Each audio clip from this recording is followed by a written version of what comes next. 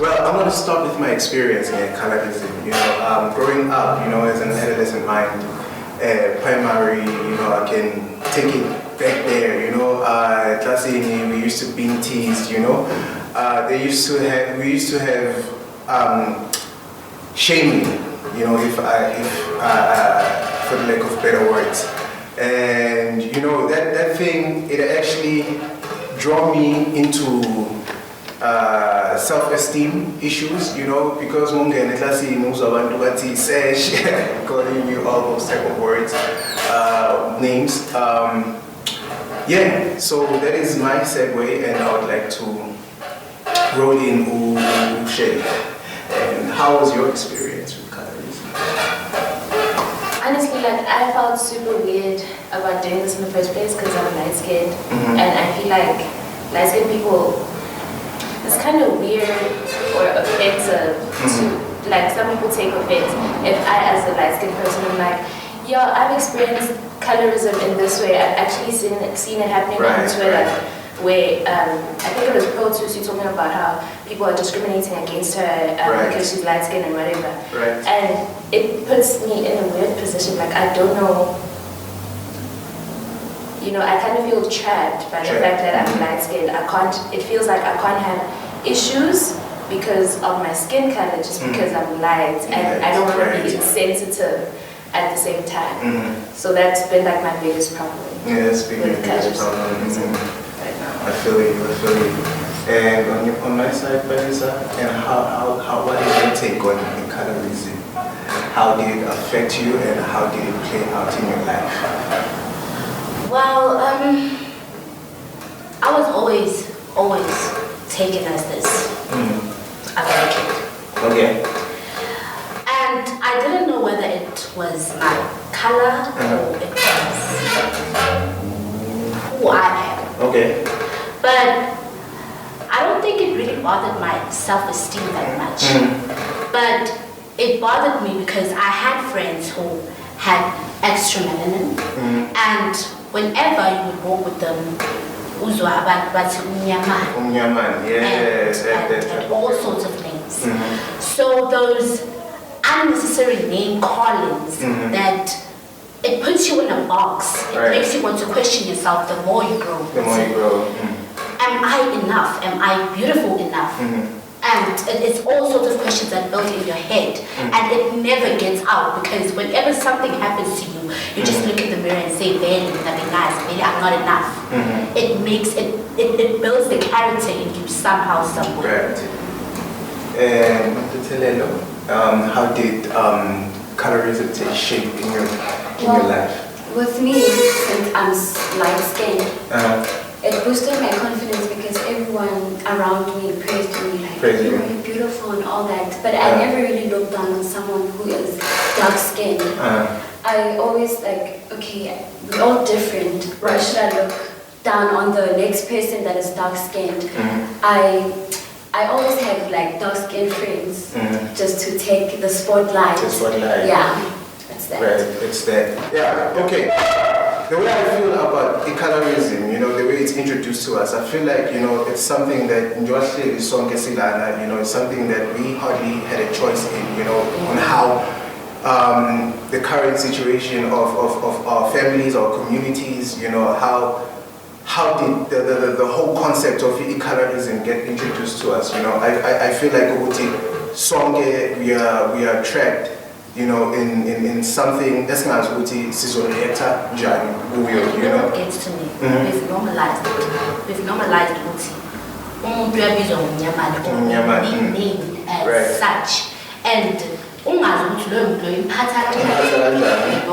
You never know ngaphakathi ukuthi loyo muntu makahlela ayi-one, it gets to her ukuthi or him or her ukuthi bathi mnyama, or however. Bleaching, it leads to bleaching. Mina manje bleacher, or I love bleaching. What's the reasons behind that? Because I grew up, and nabantu from high school, people who bleached, so that they can be socially accepted. Abantu abaningi they were chasing being light. I have a question for you. What's your take on skin bleaching? Like, how does it make you feel? I feel like people haven't accepted themselves fully to the point where they bleach their skin. I mean, you have to think about the effect it has on your health with this whole thing, bleaching thing. You have to think, see, okay, if I'm bleaching right now, tomorrow what's going to happen? Right. Yeah. Okay. Accepting yourself, though. I think that's the main idea. Accepting yourself. Accept yourself. But you know about like they're pushed in a corner, with what appeals, like especially it's not called there are instruments, which capture images about instruments such as media, instruments such as like the people that we get to see like in magazines, in TVs, abantu abakwazi ukuthola ama opportunities like esikhathini esiningi, kuze ingene i-concept eye-bleaching, ukuthi that thing, how was the person driven to that ultimatum ukuthi they want to bleach their entire skin? Because it's not about opportunities, they avail themselves, especially in that spectrum, things that actually we are exposed to in our daily lives, things such as media, things that control how people see themselves, how people see the concept of beauty, I want to ask a question. How is it that we take bleaching as a trend? As a trend. Society is something that is sensitive. Society, whatever is introduced to society, whether knowingly or unknowingly, it's something sensitive, and at the end of the day, you're dealing with emotional beings, and as people, the way they want to see a certain subject or the way they want to see anything for that matter, that thing is always going to be, I would say, entangled with emotions, and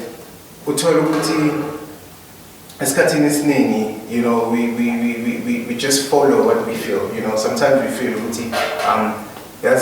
to be accepted, I need to do this and that, I need to be a certain way. I need to be a certain way, and it's much more of appeal of emotion, like even the way abantu are trying, we want people to accept us as who we are, at the end of the day. But yet, if people can't accept us for who we are, we are like what is embedded in our minds. In a sense, I would say that it's already embedded in our minds. Like our beliefs, where do we stand? Can we take what is presented to us as a bandu to its full spectrum, or can we see things differently? Because we are being presented a reality that is just like one-sided. It's not phased in a sense, it represents life, as something that is infinite, and by infinite I mean life is diversity. Shelly, a question for you. Now, how do you think light-skinned people are actually treated? Like, when are your experiences, since you are light, complexion, when through your experiences being with, I believe you have friends who are dark skinned. So when how do you see it, or have you been in situations where they were dissed just for being dark, or light were also dissed just for being light skinned? Because so when in your high school, primary career or experience, like how did that go for you? I can only speak for myself, but then I feel like light-skinned people do get preferential treatment. And it starts like at home with your grandmother.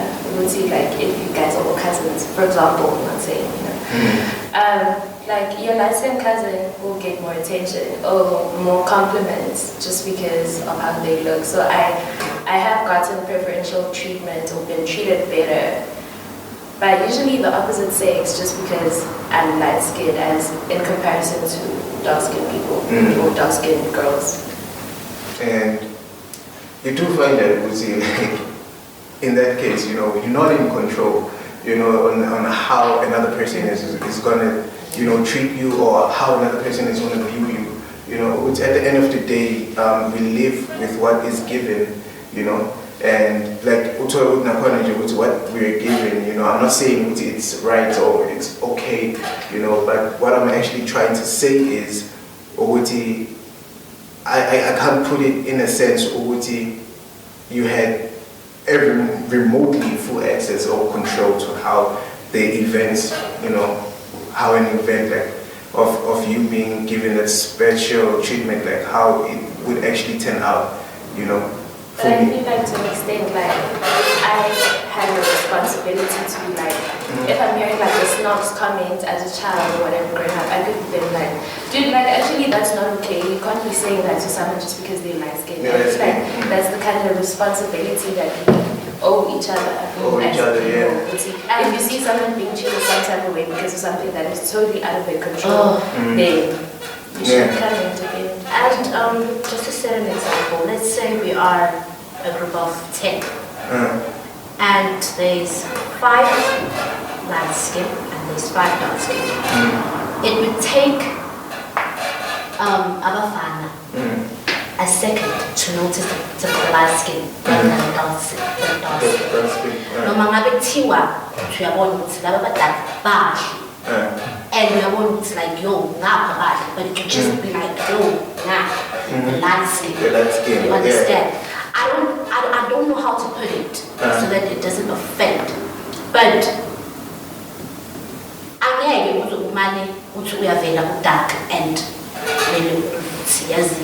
ube nale confidence. It takes you somewhat, some way. Because but a light skinned person, it's just like it's so easy. Like, yo, you know, I just put on my clothes and I can just go and you know, and that pushed about dark skin to like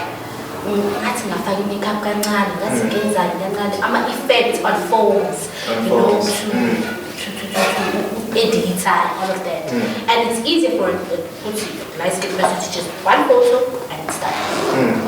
I feel like that's a mental thing also. Is it? That needs to be addressed within yourself. If you feel like I'm only at my most beautiful when I'm light, that's something also. I mean, we can talk to people and be like, guys, don't say this is how we should treat people. But as yourself, you should value yourself as you are. So you can't expect that to come from outside. Okay. I've seen that with careers, it's also involved, this whole thing of colorism. Because I was reading, I'm not going to say the name, but my aunt was distributing some products. So for her to distribute it, she was supposed to be light-skinned. What? That was the business reference. She had to be light-skinned in order to distribute. Because whilst distributing, you have to go to norms and all that. So when you are light-skinned, you seem to get that attention to like, okay, I'm going to buy it because she's light-skinned. I mean, So do you guys, that's for everyone, so do you guys believe into this light skin thing is used also as a business mechanism? Yeah, I do believe that, you know, it is used in a business perspective, you know, because of, at the end of the day, we do have, you know, a mass conscious appeal. So at the end of the day, what appeals to the mass conscious, you know, the way that I would take, you know, a business would be actually, I would say, okay, the means of a business would actually entail using what is appealing to mass conscious. You know. I feel like they are selling us an unattainable standard of beauty. Because in the beginning, you only see blonde, mostly blonde, white women, skinny white women in magazines. And that's where it started. Like, if you want to be pretty, even little girls, you find them being like, yo, I want to be white when I grow up. You know? So I feel like that's where it started. okay, now people have to lose weight to be seen as beautiful. You have to be white. And okay, I can't be white because I was born black. Now they're selling bleaching creams. And now that's where the whole marketing strategy comes from, because you're just like chasing this thing that you'll never get to, and that's what they capitalize on, because we feel like in order to be beautiful, I have to look like that. And the only way to look like that, according to them, is buying the products. So, yeah. Okay, I have another question. Okay. I also want us to go back to the whole, as you said, with my school as Antoine, that's what we introduced to, these blonde, whatever, skinny. So, do you think also now toys also have a sort of like a part or a role that they played, or an effect that they played through actually us, our like bringing and stuff with, lighter or light skin, whatever, toys, instead of us getting maybe, brown or dark skin toys. So do you think if maybe we were introduced to scholar nama toys, abantu abadaka, beso one is into magic in a different way, or do you think that also had to contribute? Yeah. I loved Barbie doll. She was white and I loved her hair and the way she dressed. Okay, I don't know whether the Explorer was not white though, right? I bought brats and all of that, and they do contribute. They do like having impact, because it's cool, and then you just like started to learn about Marco and what hair is he there, is Gaga for no reason, and like you just forget. We don't even need toys. Tina's like if it's little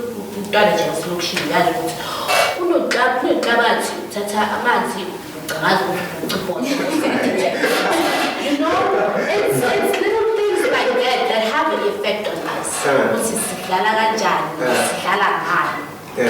Also, our parents, do you think they also had a role? As I think Shelly mentioned it earlier, we took over auntie, I'm just not sure if that's Baba light skin would get more praises, because it was just the other way around. Like, dark. Yeah, more dark, yeah. And another like, umama kuzokuthi ukuthi rather uthole umfazi o light skin uthi nizoba nabantwana abaso, because manje mangizithola ugirl o dark and I'm dark, so my baby is gonna be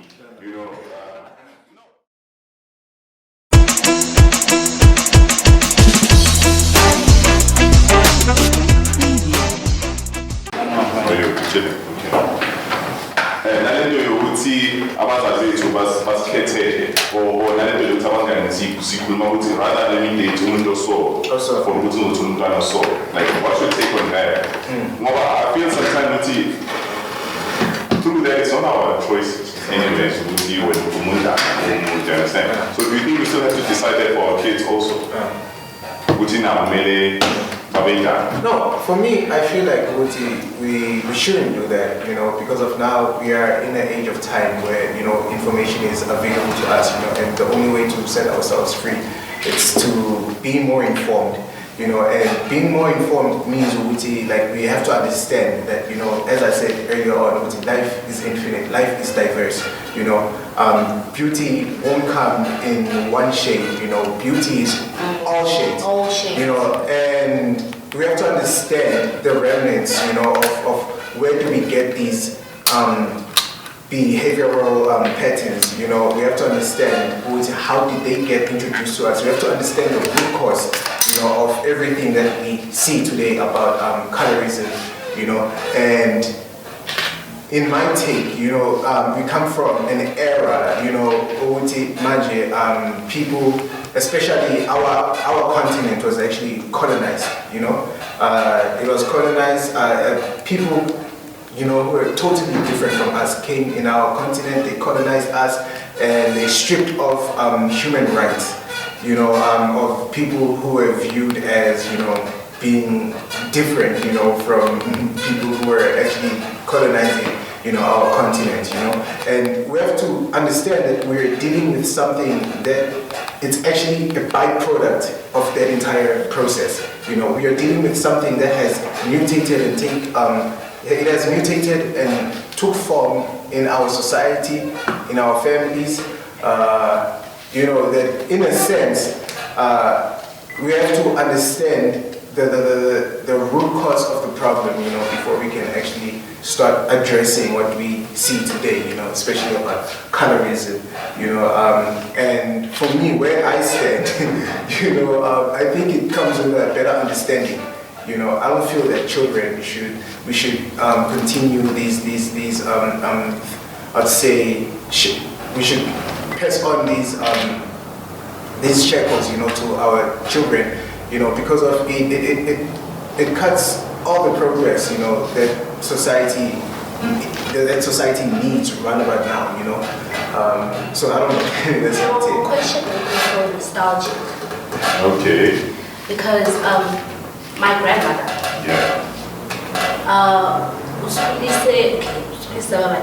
but Mina no we were considered to be twins, and he's light skinned. So our pictures, there was this dark one and then there was this light one, and she used to love the combination somehow, someway. So, and my grandmother used to tell my mother as Umagondi would say,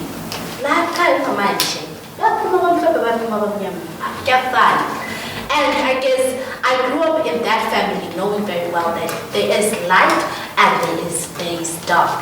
Right. But then when we go out, and then you go out to Setlasi, you're teased for who you are, and coming from the background that you're coming from, that's why I said before that I did not have self-esteem issues. I knew, and I was always told, Uti, no matter you are perfect the way you are, and there's no mistake in being dark or being light either. You understand? There is no mistake. We must normalize complimenting each other, because at the end of the day,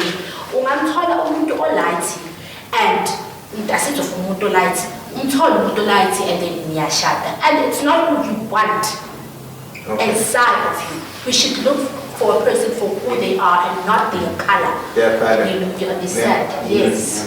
I also want to go back to the media and also these soapies and dramas we watch or movies. Do you think they promote light skin more than, because I've seen quite a lot of promoter dark skin.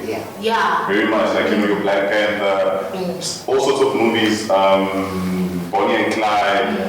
Have you watched that movie? Queen and Slim. Queen and Slim, Bonnie, Queen and Slim, Bonnie, So we are told that they promote dark skin, they promote light skin. But do you think we only just focus on the light skin more than we should focus on both? On both. Yes. Imagine, like right now with the media, with the magazines, with it's for me, like in my view, it's become 50-50. But for me, it's not more than it. But talking about before, then they would see lights, you would see lights, and then you would see lights. I guess it was now voiced out. Then what about the dark skin? What about them? And to see their beauty. And when you see them on camera, you see them as humans and they are beautiful as a light skin. That's why it's become as 50-50 match. No, but have you noticed that on Facebook, whatever, I'm just using Facebook as an example, when you start like just talking about dark skin, you'll find more people who and that to me I see as a problem with Abantu who want to talk about dark skinned people on my Facebook, and act as if now, but when it's actually outside of that whole bubble, your Facebook and Instagram and Twitter and whatnot, and it's like real life, it's more about shaming. It's I'm like going for the pity. Yeah, it's like pity. Yeah, that's why I said black people or dark skinned people. And forgetting what's like, does it really matter? The question lies there. Does it really matter? Say it because you want to. Say it because it's your opinion. Not because yo, they're gonna bash me, you know, it's things like that. Yeah, I feel like what we shouldn't forget, which is social media, it is a virtual reality. You know, how do they get on things, on movements, you know, as soon as the movement dies, you know, they stop talking about it, you know. But I feel like, in a sense, you know, if we were to be truthful to the matter, you know, we should dismantle this thing, you know, because I feel at the end of the day, it is just like blatant confusion, you know. I feel like it is unnecessary confusion. It is, we are subjecting ourselves, you know, to something nati to what end does it make sense, you know. I feel like the way we perceive the world, you know, it has to change, you know, the way we perceive each other as people, you know. We have to strip down what was actually presented to us, or what's okay, this is appealing and this is not appealing, you know, and we should find what is the most beautiful, you know, what are the most beautiful parts, you know, about ourselves, you know, first, you know, and we have to establish that, you know, as individuals, you know, so that when we can actually bring out the conversation, you know, which can be actually productive, a conversation that can actually lead to a movement, you know, that can, I would say, bring enlightenment, you know, in a sense, because, you know, where I stand, you know, whether you're dark, brown, light skin, you know, for me, you know, I feel like, you know, everyone is just uniquely tailored, you know, and that is just beauty, you know, that is the beauty of creation, you know. I feel like we would be spitting in the face of creation if we were to say, you know, these people, you know, are the only, I'll say, a selected group, or maybe a selected portion that creation has ever brought into existence, you know, to say, oh, that is the most beautiful. No, you know, we have to look things, you know, as a whole, you know, we have to broaden the spectrum, you know, of how we see life, you know. I feel like that is important. The history of this is... Yeah, it's the history, you know. It's the history that caused all of this. All of this, exactly. But then, what do we do to create a new history? Because we are much more aware of it now. Exactly. But yet, it's continuous. And what for? Because you know, margins, there's a difference between light skin, there's a difference between dark skin. But to take each other as one race and be together, because we're battling in our own, like business opportunities. We just missed out on business opportunities because of how she looks. Okay. You know? Shelly, I just want to ask Ruti, what would you tell Umdana or dark or light or Kulayo who's being exposed to this? Because if Nyakumula Nalento is part of Sibone or Sifile, you understand? But the most cooler, it's really, nobody might find light-skinned girls, but they like tall, dark, whatever guys. I say for them to live. But for kids, I feel like Eli for the young kids. Tina says great. So what would you tell a kid, whether light, dark, doesn't matter. We're just to put on post if we are in like self-esteem, what would you tell him or her? Firstly, I feel like this starts with us as young people, and people are going to be parents in future. Like, if you were teased as a dark-skinned person, like as a child, and now you have your own child, and you're like, maybe I should have a child with a light-skinned person because I don't want my child to go through what I went through. We firstly need to deal with ourselves and be like, and change our mentality.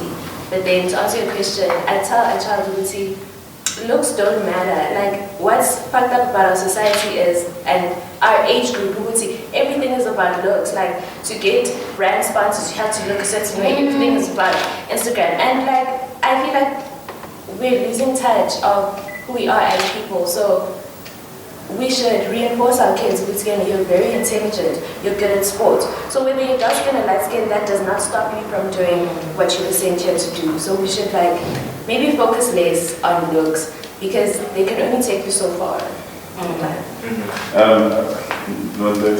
I'll just say end. And how do you feel about this whole thing, your team? Like, almost this whole thing, Joe, you have to keep up with like, for example, Instagram, right? You have to keep up, like, with being beautiful, you understand? And let's say abantu babas is who light skin and they only want you like that. So, and I know when abantu but never pose on my just because of depression and all of that, you know. So when like what's your whole take on that whole thing? What's about skin bleaching, going through depression, just because of trying to keep up with, you know, just the whole thing. I'm supposed to look a certain way, and if I'm not like this anymore, I'm gonna get about. To me, I think it's you have to embrace yourself as you are. Accepting yourself is one thing that you have to do at a very young age. You don't have to be accepted by someone else in order for you to achieve something or to, how to put this, to be comfortable with your skin or whatever that is happening around you. So I think it's better that if you embrace yourself from a young age that, okay, I'm light-skinned or I'm dark-skinned, what does it matter? Yeah. So no matter how many times people shame you for Utunja, you should just keep on. Basically, that's what you're saying. Okay. So also just same question basically to you about the whole thing here, Uti. Why actually did the skin bleaching? Uti, are you comfortable with Uti dark? Or is it just people around him or her saying Uti, as in Mele Ube so? Or It can be both. Okay. It can be, well, I don't feel like this is me. And you know what, I'm just going to change my skin. Or I'm tired of eating, or whatever. But as she said, it's about accepting yourself, looking long and hard in the mirror and realizing that there is no you, there is no other you on this earth. Black, white, colored, whatever. When you look at yourself and you realize that you are a masterpiece, it's all that matters. It's accepting who you are, intervening with your own self that this is my color and there's nothing that I can do with it. And as much as, okay, you can't bleaching and whatsoever, make like those things don't exist. Make like, you know what, this is the only option that I have to do with myself in the mirror, and that's it. There is nothing as beautiful as the natural you. When no matter what dark spots or pimple or how dark you may be, the moment you just be yourself, that's who you are, and there's no other you. Okay, you want to say something? You wanted to say something? Okay, I just want to also go back to Uti. Do you think we should have more sermons in colorism? Do you think people need to know more about this? Or do you think it's just or do you think it should be promoted more about this whole discrimination between the same ethnic with the light skin and dark skin? Do you think we should have education and the benefits of it? What are the benefits of it, Shelly? The benefits of it. Oh, sorry. Like, should I just answer the benefits? Yeah. Just because you will answer that. Oh, okay. I feel like that's gonna help like dismantle this whole system of subscribe to this or like try to reach this standard of beauty. So the more we talk about it and make normal people like who don't look like Instagram people or whatever or celebrities and show them that you're beautiful either way. So I feel like that is gonna help dismantle this whole thing and stop, I'm sorry to say this, but the slave mentality of anything that's white or light is right. Just before you answer, I want to go back to you. This yellow bone word, when to feel like more leaves away. When to feel like more yellow bone. I feel categorized, and I don't like being categorized. It's better that we are all humans. There are girls, there are boys. I'm a girl, but you don't have to categorize me and be like, oh, yellow bone, she's pretty than who. Do you see yourself as more beautiful? I know it has nothing to do with Uti. I think I'm better than, but is she confident with, I know you could never put yourself in a dark skin because you've never lived that life. But when am I are you more confident because of how you look? That's a very difficult question. Okay. Anyone? Even dark skin can be tough. I feel like I'm confident in my looks because this is me. Maybe if I saw this body walking down the street, I'd be like, she's not all that. Because it's me. I'm cute anyway, and I feel like if I was dark, I'd still be cute. Yes. Dark? Wearing short things has always been a problem. And I used to see light-skinned people like, if only, you know. So it won't actually a day to be that confident, even though I used to wear things and just like, yo, like I'm killing it, you know, this is me and whatsoever. But when I saw like, kids at school or whatsoever, they'd be like, yo, yo. And like, it used to be that problem, that little problem, G.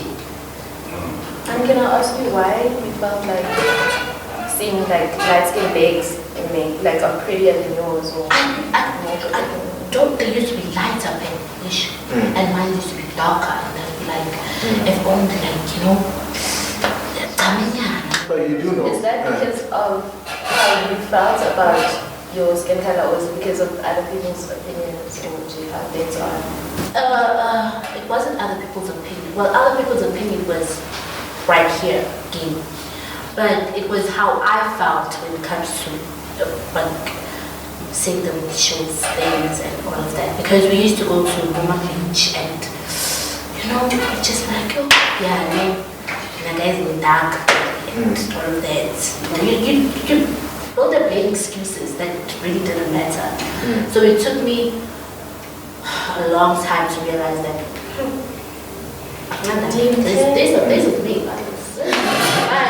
I get out of the house to relate like I'm on the lights. And did you ever want to be dark skinned? Have you ever looked at someone like, yo, my ass I'm being dark? I still have that thing. You do? Like, I wish that someday I could be dark, someday I could be light. Even with my hair, sometimes I wish I have short hair, long hair, medium-sized hair. Oh, speaking about hair, I know Uti now we have contributed to where we are now, like now as a generation or a society, our hair, you know. So I mean, with the whole Brazilian and natural hair thing, I mean, what you take on Uti, most Yavandu, Uti to be seen as beautiful, you have to have the Brazilian or the Peruvian or especially Indian for jobs or whatever, and then the Uti naturally, you know, your natural hair. Like I mean, I know you can't answer that question. Can you? I can. Okay. But okay, there was this article again I found with this other black lady. She was excused as 2017 because her hair was actually bouncy and you know it was nappy hair actually, you know, and it grew to be long, you know, so it was classified as work inappropriate, you know. Yeah, and that I feel especially when we get to corporate domains, you know, we find that with such things, you know, we are being forcefully expected, you know, to look a certain way, you know, and when we are forced, you know, to look a certain way, you know, I mean, at the end of the day, you know, everybody wants a job. Yeah, so I feel like you know, it's not something that we entirely have a choice in.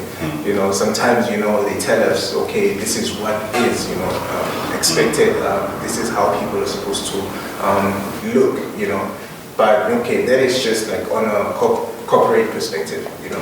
But if I were to say in a personal perspective, you know, I still feel really uncomfortable with nappy hair. Like, you know, it's because we don't understand nappy hair and, you know, all the products that we use for nappy hair, you know, it's not the products for nappy hair, you know, and most people aren't introduced into the right products for nappy hair so that they can see its full, I'd say, potential, you know, for it to be beautiful, you know, which is why they end up vouching for Brazilian hair or Peruvian, you know, all those things, you know, just because of they don't feel comfortable, you know, with nappy hair, you know. Well, people I've had a conversation with, you know, not saying, you know, like, you know, I'm marginalizing in a sense, I'm generalizing everyone.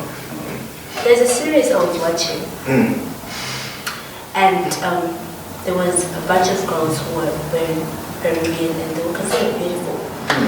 And then there's this one, that one, she was dark, and she was killing them with afro and braids and whatsoever. And this other time, one of the Peruvian girls, they dissed her for her hair. And she's a girl from AUSA, so she was like, and then she told them of how African nature is important to her. And it doesn't matter. You know, not a whole lot of people understand. Okay, I'm a Brazilian or all these, I would say, racial groups, you know, they don't understand. It's okay. Them having their hair is follicle, you know, meaning it will hair. You know, our hair, it's more like it defies gravity. You know, it doesn't fall. It just stands out. You know, and that is beauty on its own. Not saying that, you know, follicle hair isn't beautiful in any way. You know, but putting it in a spectrum that, you know, it's about understanding, you know, ourselves. You know, as people. You know, I feel that, you know, nappy hair, it defying gravity. That is just beauty on its own, you know. There is the texture, you know, hair just varies, you know, too, in texture, in color, you know. Now that I'm running out of descriptives, you know, at the end of the day, you know, we just have to understand ourselves first, you know, before we can actually try before we can try to expect other people to view our beauty, you know. I feel like Peruvian hair, you know, or Brazilian hair, for it to be Brazilian or Peruvian, you know, those people who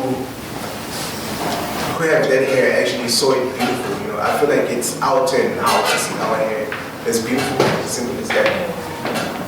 With the internet, I once said there is a suggestion came like professional hair. I clicked. It had like people with afros. Afro. And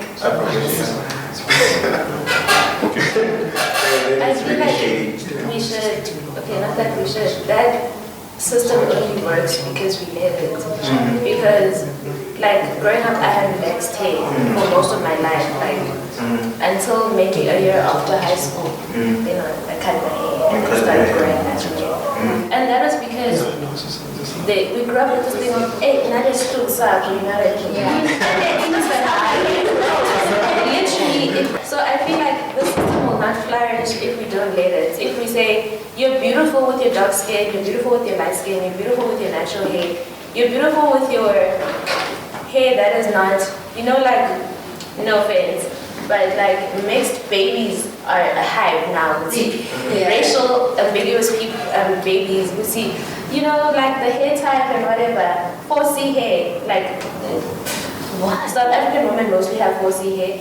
So hair like that is not seen as beautiful or whatever, which is also like an indoctrination by a certain group of people who want us to feel some type of way about ourselves.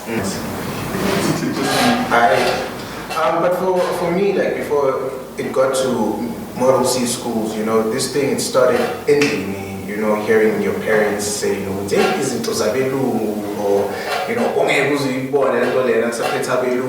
you know, this actually implants, you know, a certain idea that, you know, as black people, we are not capable enough, you know, to be our own individual selves, you know. We just have to have someone, you know, who has to be there, you know, to say, to overpower us or to control us, or, you know, or to give us and very unnecessary supervision, you know. And when I got to school, like, you know, the way I viewed white people, I always saw a white person bigger than me, you know, because of what was presented to me at home. You know, when I got to school, you know, as Shelly said, we're trying to get a grasp, you know, of the language that is being spoken, you know. There's a whole lot of things to adapt to, you know. When you got to school, you would find that, you know, the way white children are treated and black children are treated, you know, something that is really different, you know. Academic assistance too, you know, it was much more given to white students, you know, compared to black students, you know. And then it actually waged a whole lot of conflict within me, you know, because I started asking myself that, you know, am I worthy, you know, as a person, as a black person, you know, why is my existence, you know, so viewed as if, like, you know, I'm a bubble cap, or, you know, I'm a piece of lint, you know, I'm just something that's just like worthless, you know, yet I am paying the same school fees as everybody else, you know, and, you know, the way teachers treated, you know, black students, you know, compared to how they treated white students, you know, it was something that even if as students we were left alone, you know, you'd find that, you know, the premise of this whole issue, you know, it's there. You can see it, you know, you can see white people being entitled over black people, you know, that, you know, there's certain things that black people have to do, you know, we have to be treated this way, you know, even in the absence of teachers, you know, and that for me has been like my entire experience, you know, being in model C schools. For me, it was in class. It's white people also struggle with English, guys, and it was a matter of I needed someone of my language to explain some things to me because they didn't know some words. And when they didn't know some words, you have to figure it out yourself. And if you can't figure it out yourself, they'll tell you to go back to grade 1. It went to an extent that I had an altercation with the deputy principal.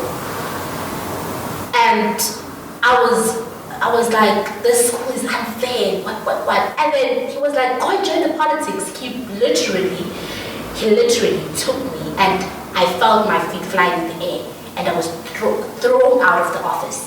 And he banged the door right on my face, and every staff member came out from the school like, what was that bang all about? I felt like really scared right now that, yo, look, I'm about to die in the hands of a white man. And it's something like that, like, you have to win something, or you have to be dead. And somehow them defending themselves is like, you're not going to do anything to me no matter what I do to you. You know?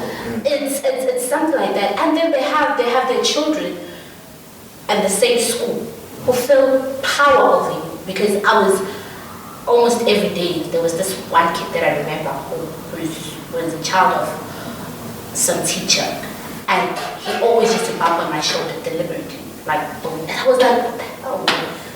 Can't you see you're on my way? Like, it was like, you're not going to do anything to me. Like, my mom was in the school, and my mom was deputy principal and the principal. So it was that. And they had to have a meeting with my father and say, look, yo, we apologize and it's not going to happen again. They wanted to protect the school's image. Right. From, you know, and it was really painful to just wake up in the morning and just go to school and think of white people again. And they went to an extent that they wanted to impress the government that we should enrich the class, the first period, enrich the class where they mark our names. Now we would be mixed with the white people just to make it look as if it was civil. But it was never ever civil, because you get black people there and you get white people there. Well, okay, before we get to the solutions, why am I like this for schools? Because they assume everything associated with white people is better. Yeah. And also because our government does not fund schools, black schools. I feel like sufficiently. Well, yeah. Anyways, what would you say? What would you say to the government for when you look at schools like Omzino, Nimbegezelo, you know, and when you look at schools like Wocheno, I am Swat, you know, and I think that's also one of the reasons why I have a bit of notice because when you look at our institutions, man, it looks bad. But everyone doesn't understand the township is a concentration camp. You know, I like to say that the township is actually a concentration camp, meaning that it is going to be neglected, you know, compared to any other place. You know, meaning that the schools there, you know, they are going to be underdeveloped.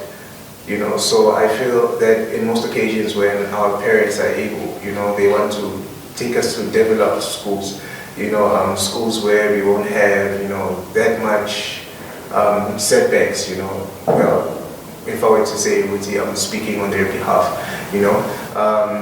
And as Katime's name, you do find that Elokshini, you know, they don't have the right facilities, you know, for them to go on about, you know, with everything that they cater for children. You know, there are no sustainable programs in Elokshini to say, you know what, we are developing, you know, students who are actually fully capable, you know, to go out to society, you know, and actually become what they need to become, you know, because you find that you know, University, they don't have that much problem, you know, especially when it comes to the terminology, you know, that they're exposed to, or the curriculum, you know, the way it is structured, you know, compared to Elokshini, you know, because Mufiga, Elokshini, Mufiga, Soyangena, University, you know, you become challenged. You know, you do become challenged, you know, because I've had encounters, you know, with certain friends, Abasuga Elokshini. They graduated from high school and then they went to varsity, and, you know, when they start to explain their discretions, you know, you find that that is a problem, you know, because, you know, they aren't prepared, you know, enough, you know, for them to actually get in those type of programs and, you know, do their best. And explain your experiences at Ketela with like the facilities, the teachers, the whole experience. Since we won't say you're in a Model C school, you know, you're right there in the hub where all of this is happening. So how are the toilets? How's everything? How's the infrastructure?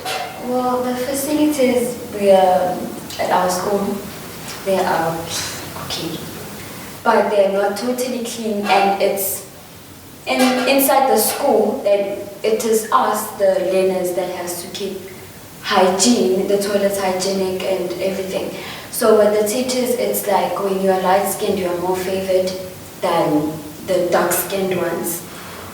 But with hair, I have natural hair, like I have an afro. So they don't allow us to have an afro. I forced to have an afro, and I was taken to the principal's office. You know, I asked why. For your own hair? Like, no, you can't have this hair in the school. Like, we're all black. Why shouldn't I? Like, who were you? How? I felt like that the past years, but now I realize that it's up to me whether I study or not. The teachers are not always there. They don't always look up to me. It's up to you whether you go to the principal's office and be like, yo, principal, I have this problem with whatever that it is.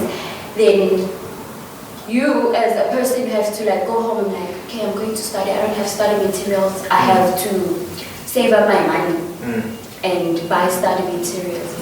So the school, okay, I don't want to put Ketela on the spotlight, but I just want to say, with study material, because I know there's this girl, Wandisi, that she's doing a career expo where they also provide Ingwadi to So is it a problem when study material like study guides, all the textbooks? We don't have any. We don't.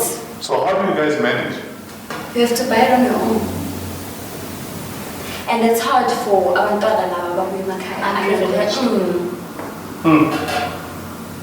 So but you see what I mean, Uguti, you know, Ekasi, you know, there's a whole lot of negligence, you know, there's a whole lot of negligence. And, you know, and I feel like, Uguti, maybe, I don't know That's whether... where our parents are coming from, to go to Model C schools, because well, maybe one of the reasons. No, exactly, could be one of the reasons, you know, and maybe another thing, you know, that makes parents, you know, take us to Model C schools, you know, it's that elite status, you know, which I feel that, you know, maybe they are actually chasing that, you know, you know, but most people don't realize, you know, what we have, especially in the townships, you know, is something that we have to develop one way or the other. You know, we have to develop what we have, you know, so that we won't lose, you know, the culture, you know, that is there, you know, because most of you are in the Model C school, you know, you get to speak, you know, a language that you aren't really familiar with, you know, and people don't realize there's something about language. As soon as you speak a language, you know, it alters a person's consciousness, you know, and how they view the world. You know, each and every world. Another thing, there's a lot of pretending in words and schools. Exactly. And don't notice, there's a lot of pretending. Pretending how? Like, you were privileged enough to go to school, but then Isimosagi is not as, you know, but you want to adapt to how our school is.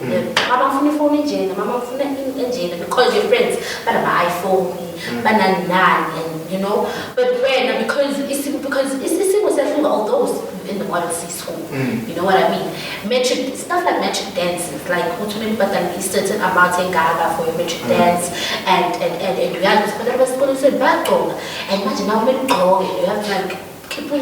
Social pressure, you know, it's things like that just it contributes to a whole lot. To a whole lot of things, and you find that as Palesa is mentioning, you know, you find that a lot of people do lose themselves. You know, it's not in a sense would say a person lose themselves. If their moral integrity, you know, it actually gets stripped away from them, you know, and especially the culture that we have as people, you know, because I feel like for you to actually adapt into a Model C school, you know, you have to be something that is outside being black.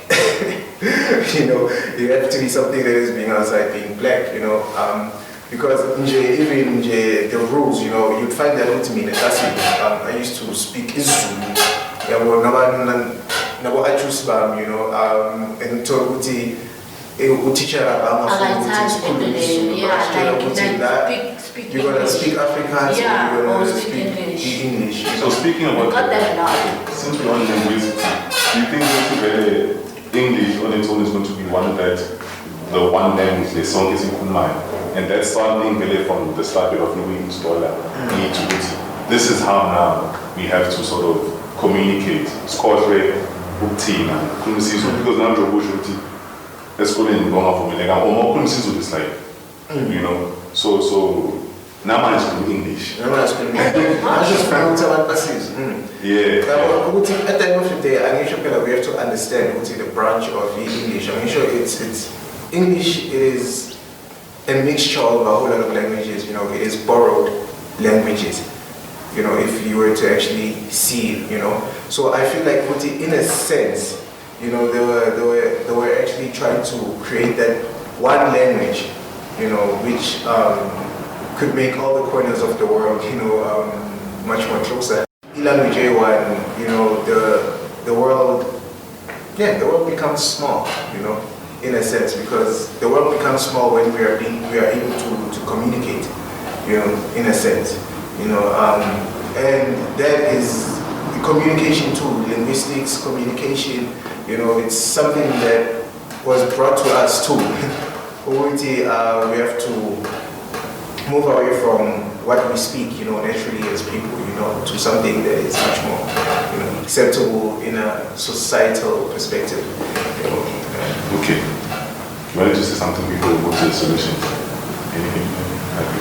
Okay, yeah, let's just go to the solutions. How do you think now, from now, our approach should be, especially going forward with the whole colorism thing, which should be a thing really that is practiced more, which we talk about and we embrace, which very dark or very light, but let's just be one. So like more might mentor was on the solution to this whole problem. What would it be?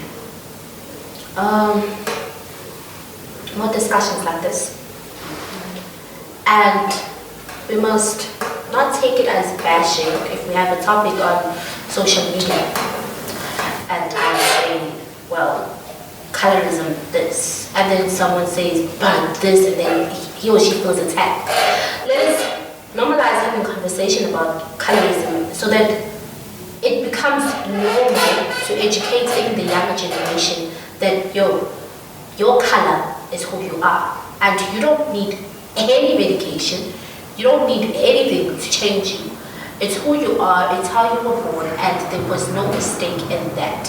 We should just, so that when I walk in the streets, I don't see someone gets, yo, no, I should take that person as beauty, as a human, you understand? It starts with us, our mentality. Shelly? I feel like we should put these conversations into practice because we're talking now, everything is fine, you know, like we're educating each other.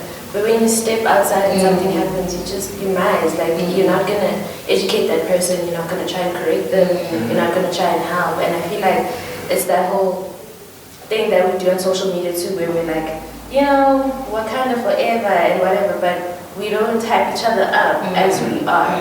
So I feel like we can talk about it, but we also have to put in the work. Yes, sir. Damn, why did you have to come to me? Okay, and quickly, something. Okay, for me, I feel like it's a matter of understanding, overstanding, and understanding, you know, so that we can be able to know, where can we go, you know, from on forth, you know, because a conversation can be sparked, you know, now that a conversation is sparked, you know, awareness. And that awareness is a utility that we have to actually capitalize on. You know, it's something that we have to use, you know, because with awareness, it comes, you know, using this word a whole lot today, enlightenment. You know, with awareness, you become enlightened, you know, and you start to realize that, you know, whether a person is dark, light, whatever shade they are, you know, they are that, you know, because, you know, they